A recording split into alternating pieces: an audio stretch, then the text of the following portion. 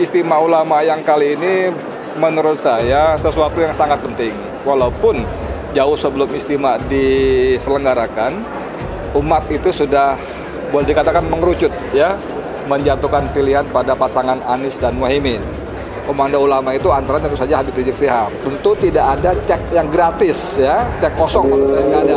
Ada sejumlah fakta integritas yang harus disepakati oleh pilihan yang akan dipilih.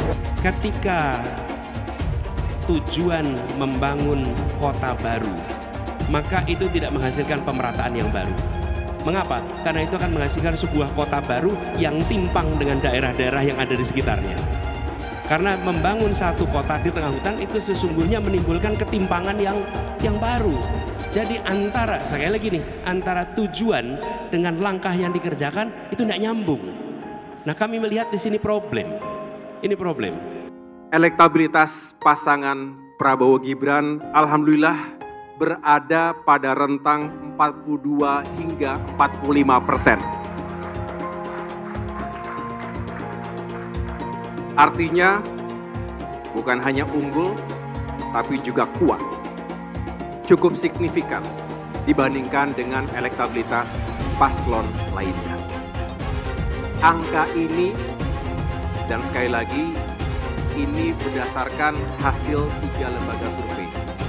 Hasilnya serupa, 42 hingga 45%. Tentu, angka ini semakin menguatkan semangat bahwa kita bisa menang satu putaran. Bapak Prabowo bisa menang satu putaran. Dengan memohon ridho Allah Subhanahu wa Ta'ala, Tuhan yang Maha Kuasa, saya memberikan dukungan penuh kepada Bapak Prabowo Subianto untuk menjadi calon presiden dan insya Allah menjadi Presiden Republik Indonesia ke-8. Kiraan saya dari kacamata intelijen, itu strateginya saya lihat mungkin strategi sasarannya satu putaran. Jadi kalau menurut perkiraan intelijen ini hari, dan kalau tidak ada perubahan yang signifikan, Prabowo Gibran akan menang. Ini semua yang nanti siap menampung masa atau pemilihnya Anies Baswedan 2 putaran. Dengan asumsi Anies Baswedan kalah, sehingga 2 putaran mereka akan masuk semua ke sini. Tidak mungkin ke Gama. Itu analisa saya. Untuk seorang nasionalis, tempat berdiri saya hanya satu. Bukan pasang kaki, enggak. Pasang kaki 2, 3, enggak. Hanya pasang kaki di satu tempat, yaitu di tempat orang-orang yang nasionalis, yang berwawasan kebangsaan, yang berfilsafat hidup Pancasila. Seperti Prabowo itu menyatukan diri dengan Jokowi waktu sesudah Pilpres bersatu lagi. Mereka bersatu karena punya satu wawasan kebangsaan, punya prinsip bahwa seorang nasionalis harus satu. Kalau sekarang sampai 2, itu menurut saya itu yang salah, bukannya saya yang salah. Saya tetap berdiri di prinsip bahwa nasionalisme adalah segalanya untuk Republik Indonesia. Mengenai kriteria pemimpin dan calon pemimpin yang menuju konstelasi politik di 2024 ini. Maka dengan bulat acara istimewa ulama ini mendukung penuh calon Capres dan Cawapres Pak Anies Baswedan dan Pak Muhaimin Iskandar. Pasangan Amin ini dibandingkan 2 yang lainnya jauh lebih dekat hubungannya dengan umat Islam. Istimewa ulama merekomendasikan Pak Anies dan Pak Muhaimin sebagai Capres 2024 dan akan memberikan dukungan setelah fakta integritas ditandatangani. Hari ini ketimpangan adalah potret Indonesia. Pembangunan adalah membangun manusianya, bukan membangun jalannya, sekedar barang-barang yang bisa difoto. Pembangunanlah tentang manusia, bukan tentang infrastruktur. Itulah pembangunan. Alhamdulillah kami coba lakukan ini di Jakarta, dan kemudian bangunan itu namanya Jakarta International Stadium menjadi salah satu megastruktur terbesar di dunia. Kami melihat pentingnya untuk bisa mengembalikan kewibawaan pengadilan, prinsip-prinsip penegakan hukum, prinsip-prinsip penegakan keadilan harus dikembalikan, dan tidak lagi ada kriminalisasi pada siapapun, termasuk ulama, termasuk oposisi. Saya selalu menggaungkan yang namanya narasi keberlanjutan, narasi penyempurnaan. Jadi nggak ada yang namanya arah baru atau perubahan. Kalau surveinya bagus, kita kerja keras lagi biar bisa satu putaran. Bahwa sudah saatnya pemuda memimpin bangsa Indonesia. Prabowo Gibran. Saya ulangi sekali lagi semua, Prabowo Gibran. Cara reformasi dilokomotif juga oleh anak muda. Terus kenapa orang mempersoalkan kalau anak muda yang memimpin bangsa ini? Pemudalah yang akan menentukan siapa capres dan cawapres yang akan menang di pertarungan Pilpres 2024. Nah, yang pasti kalau buat saya dibandingkan misalnya Pak Gibran jadi maju gitu, Mas Gibran gitu ya. Ya saya pilih Ganjar sama Mahfud lah, karena lebih teruji kan. Anda jadi wali kota baru 2 tahun 3 tahun kan belum teruji juga. Ini urus negara loh, mau jadi presiden loh. Kalau Anda belum lengkap, belum pernah di legislatif, belum nasional ya maksudnya DPR, kan DPR belum ngerti nih pemerintahan seperti apa. Anda belum pernah di eksekutif yang tingkat provinsi, Anda nggak ngerti jadi presiden nanti. Ini bukan soal belajar-belajar, coba-coba loh. Ini negara dipertaruhkan untuk 2045. Kita kan mau mencapai 100 tahun ini mau jadi apa? Kalau coba-coba, ini negara sebentar lagi 300 juta penduduk kita. Mana boleh kita kasih orang coba-coba. Saya tidak meremehkan anak muda ya. Anak muda bisa lebih kreatif gitu ya. Tapi bicara tata negara, harus mengerti konstitusi. Anda bukan hanya untuk berani untuk maju. Kalau cuma berani maju, banyak bisa kita pilih orang berani maju. Tapi yang lengkap dengan track record ini kan butuh waktu pembuktian. Pasti. Pak Ganjar, Pak Mahfud yang lebih pengalaman. Saya tidak mau anak cucu saya harus nunggu sekian tahun lagi. Pengalaman Jakarta gitu kan, nunggu lagi mundur. Males sudah. Jadi kita nggak usah coba-coba deh. Udah jangan dengerin janji-janji manis orang. Buktikan aja selama ini bagaimana. Lebih setuju lagi apa yang disampaikan calon presiden Pak Ganjar Pranowo. Tadi saya bisik-bisik ke beliau, Pak, nanti habis dilantik, besoknya langsung masuk ke kedaulatan pangan. Nggak usah lama-lama. Perencanaannya disiapkan sekarang, begitu dilantik besok langsung masuk ke kerja kedaulatan pangan. Sehingga swasembada pangan, ketahanan pangan, kedaulatan pangan itu betul-betul kita miliki. Dan saya yakin Pak Ganjar mampu menyelesaikan ini. Ya kita jujur aja ngomong, kalau Anda mau jadi presiden dan wakil presiden, nah kalau tanya sama saya, kamu mau jadi politisi, mau jadi apa sih? Ya kalau nggak beres negara ini, ya saya mau jadi presiden. Kan cuma jadi presiden bisa cepat membereskan itu. Coba lihat, kayak di DKI, kok nggak ada Ahok, nggak ada demo. Kalau Ahok nggak nyalon kan nggak ada masalah kemarin. Coba kalau ada Ahok, jadi Ahok itu adalah orang yang tidak boleh di politik. Karena dia membuat bangsa ini tidak bisa bersatu. Dia terbalik-balik. Yang pengen pecahin orang siapa? Kok saya yang dituduh? Ini bagi saya itu aneh gitu loh. Tapi itu fakta. Nah makanya saya tetap ada di PDI Perjuangan. Karena satu-satu partai yang tetap mencalonkan saya di DKI dengan ancaman macam-macam hanya PDI Perjuangan. Kata Ibu Mega, mau jadi apa bangsa ini? Kalau kamu Pak Ahok yang bisa kerja, yang jujur, tidak boleh mencalonkan diri. Masa orang yang nggak jujur, yang itu mau yang bisa jadi calon, katanya mau jadi apa, bisa kerja apa. Makanya saya pribadi ya putuskan ya ikut Ibu Megawati, PDI Perjuangan. Saya itu dia bisa berani terang-terangan. Kalau di DKI dulu saya sudah mundur, dianggap bikin kacau, bisa bikin demo. Ini sesuatu yang aneh menurut saya gitu loh. Nah, Ibu Mega nggak boleh mundur, harus maju. Mau jadi apa bangsa ini katanya, kalau kamu ditekan untuk mundur. Nah itu yang saya sampaikan. Bilang dihalang-halangi, Anies masih sering bikin acara di sana-sini. Bebas pula. Duh, nggak capek apa ngibulin rakyat mulu, Pak? Nah, yang gue pertanyakan nih, Anies itu kampanye di mana-mana sering naik pesawat jet. Nah, pesawat jet biaya sewanya dari mana, Pak? Atau itu pesawat jetnya siapa, Pak? Coba jujur deh. Karena setahu gue nih, itu punya bos Anda, Surya Paloh. Anies bicara soal pendidikan. Padahal waktu dia di Jakarta, dia sendiri nggak mampu buat memberikan bangku sekolah yang cukup waktu mimpin di Jakarta. Artinya, dia nggak mampu memberikan bukti kalau omongan dia itu bisa dilaksanakan.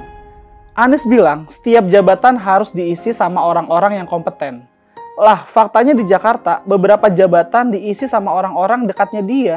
Nggak kompeten pula. Terus TGUPP, itu yang jumlahnya seabrek-abrek, fungsinya buat apa, Pak? Kok Jakarta makin berantakan sih?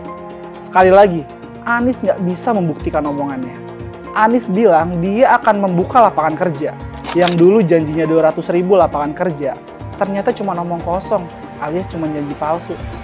Soal pembangunan yang berkelanjutan. Dia bilang di Jakarta dia udah meneruskan yang udah baik. Lu jangan percaya ya, itu ngibul. Faktanya nggak seperti itu loh. Belum lagi nih, program penanggulangan banjir. Jadi di daerah Jakarta itu ada daerah yang sebelumnya udah bebas banjir. Pas Anies mimpin, kok bisa-bisanya daerah itu banjir lagi?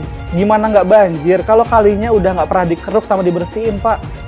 Kalau soal Jakarta, gue bisa bicara banyak deh. Jadi gue saksi bobroknya kepemimpinan Anies di Jakarta. Dan gue bisa pastiin, omongan manisnya Anies soal apa yang dia lakukan waktu mimpin Jakarta itu banyak ngibulnya. Milih Anies dan Imin setidaknya sudah menyelamatkan Indonesia dari kehancuran. Gus Dur saja dikudetanya, apalagi rakyat. Yang satu memang jago kata-kata, jago beretorika, nggak kelawan kalau soal kata-kata. Di sisi lain, kita sama-sama melihat yang sudah ditulis pakai tangan dia sendiri, pakai hati dia sendiri, lagi dia ingkari, apalagi hanya mengandalkan kata-kata dan janji. Pun demikian dengan janji Cak Ponimin. Gus Muhaimin memberikan program siapapun yang hamil yang ada di muka bumi Indonesia ini akan diberikan tunjangan selama hamil. Karena itu yang masih jomblo secepatnya nikah, hamil, dibiayai kehamilannya oleh Gus Muhaimin. Akan mendapatkan subsidi, akan mendapatkan tunjangan rata-rata 6 juta selama kehamilan. Gus Muhaimin dan PKB menang. Semua yang punya sepeda motor, BBM-nya kita subsidi gratis tanpa biaya. Siapa yang di sini punya sepeda motor? Tahun 2024 PKB menang, Gus Muhaimin presiden, disubsidi serendah-rendahnya harga subsidi BBM. Kalau PKB sekarang bukan PKB Gus Dur, ini PKB Caimin. Jadi beda, PKB-nya sudah beda. Jadi nggak bisa lagi menurut saya, memang masih tetap jualan nama Gus Dur, itu ada larangannya jelas sekali. Tapi ya namanya orang masih mencuri-curi, kebiasaan kayaknya mencuri-curi. Mencuri partai, sekarang mencuri gambar. Gus Dur pendiri partai, orang yang dikatakan oleh Caimin sebagai guru politiknya, malah dikudeta, apalagi rakyat. Susah kan mau milih pemimpin seperti itu nanti? Pak Prabowo hari ini adalah calon presiden dari Partai Gerindra. Saya sampaikan berkali-kali bahwa saya tidak ingin menjegal, saya tidak mau menjadi orang yang dibawa untuk berhadapan dengan Pak Prabowo dan menghentikan Pak Prabowo. Saya tidak mau. Dan saya katakan itu kepada siapapun yang datang kepada saya untuk berbicara tentang calon presiden. yang nanti anak saya dan anak-anak saya akan ingat itu. Enggak, saya tidak mau mengkhianati, menikam pada orang yang dulu sudah bekerja, membantu, dan berjuang bersama. Bapak Politik Identitas Indonesia Anies Baswedan, Bapak Intoleransi Indonesia Anies Baswedan, jangan lupakan, jangan terlena, jangan sampai dia pecahkan kita dengan dagangan ayat dan mayatnya. Air itu turun dari langit, turunnya ke atap rumah langsung sumur bor, bukan ke sungai dan ke laut. Saya mensyukuri kenapa kalah, kenapa ditahan. Saya bersyukur atas itu semua. Saya coba bayangkan ya, kalau seandainya waktu itu kita menang gitu ya, hari ini belum tentu kita bisa nikmati seperti ini. Kita bersyukur 5 tahun Tuhan izinkan kasih ke orang yang pintar ngomong untuk kerja.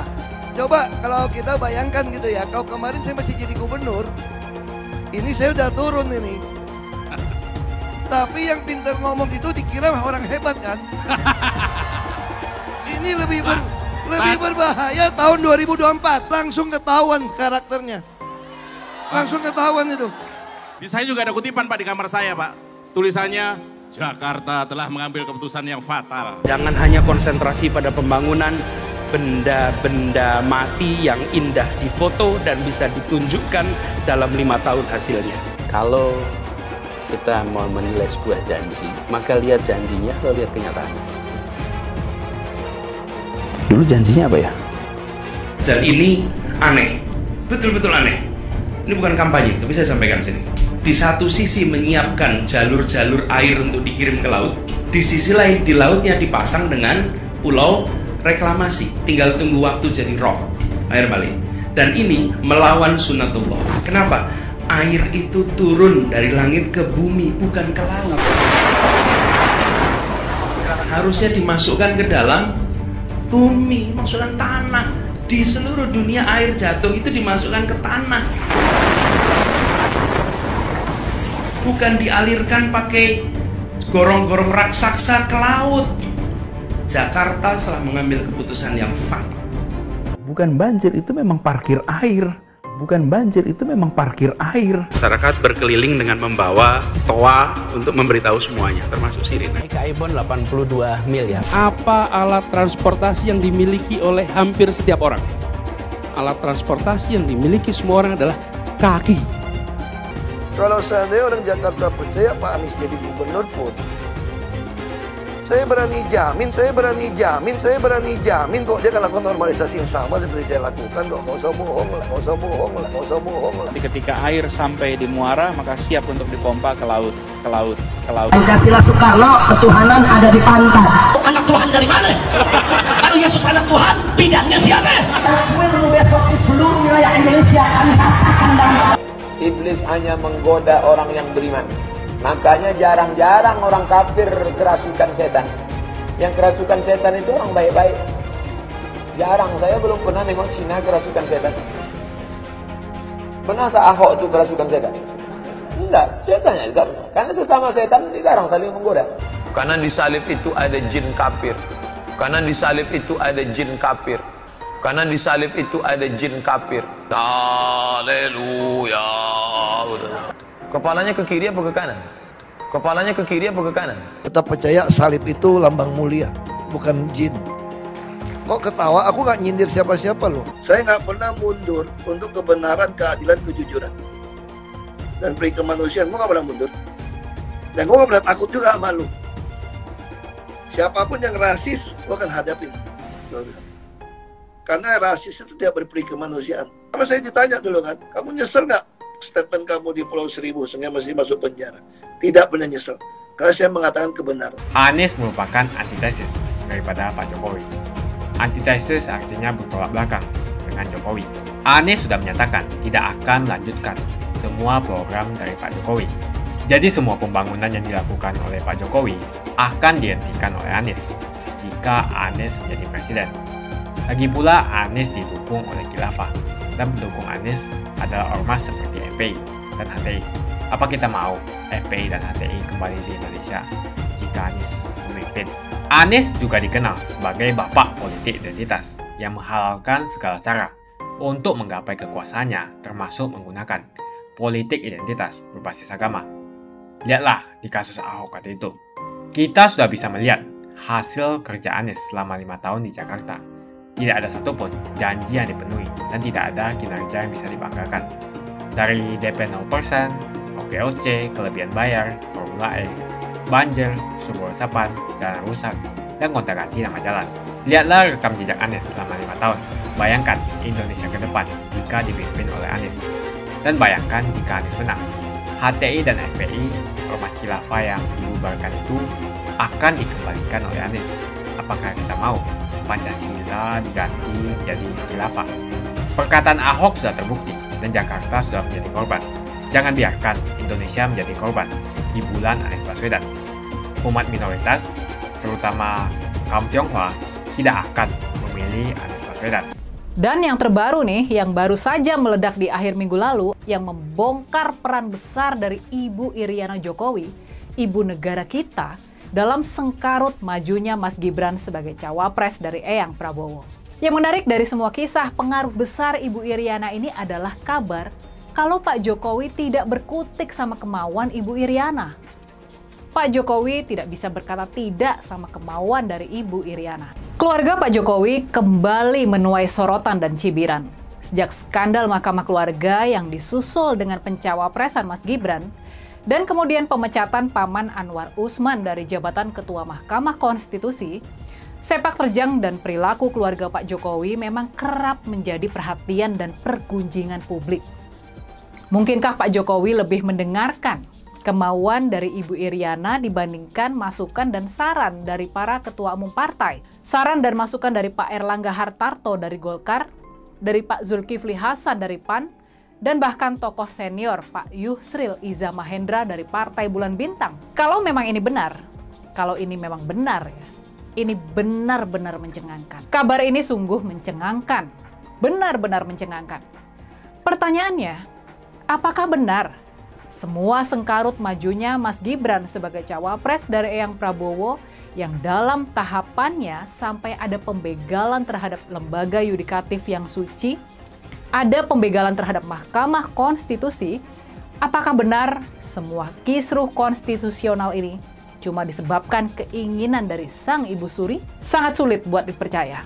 Soal apakah benar Ibu Suri kita, Ibu Iriana, adalah pengatur di belakang semua sengkarut majunya Mas Gibran sebagai cawapres dari Eyang Prabowo, ini memang sulit buat dipercaya. Sangat-sangat sulit buat dipercaya. Mungkin Pak Jokowi memang punya kelemahan dalam menghadapi keinginan-keinginan dari istrinya, yakni Ibu Iriana.